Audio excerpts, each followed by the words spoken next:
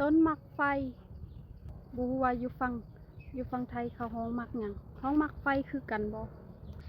นี่เป็นตั้งแต่กกพี่เลยขึ้นไปเทิงต้นต่ำๆแบบนี้เลยทางลาวเขาห้องมักไฟอันนี้บ่ทันสุกดีเด้ออีกสักอาทิตย์หนึ่งน่าจะพอดีกินละตัวนี้จะออกยังส้มอยู่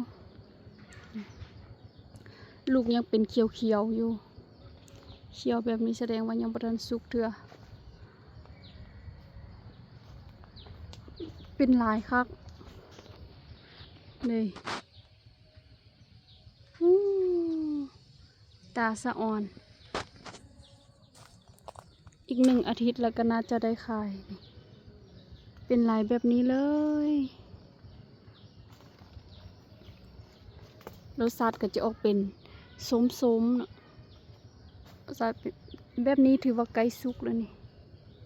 แบบนี้ถือว่าเกือบได้ละจะมีอยู่3 ต้นใหญ่ซ้ำนี้แสดงว่าใกล้ได้ละ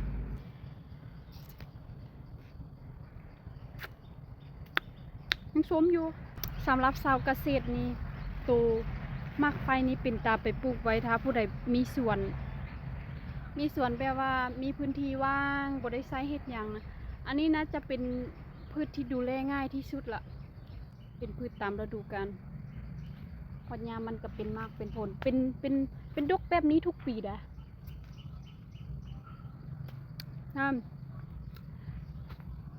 ถ้าว่าอยากให้มันงามขึ้นก็ให้เอาฝุ่นเอาหยังใส่ก็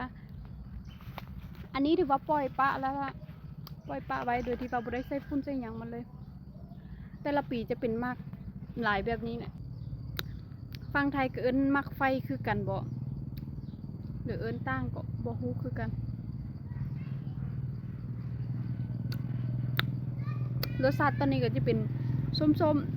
ๆแต่ถ้าว่าพอบัดมันสุกแท้ๆแล้วจะหวานออกส้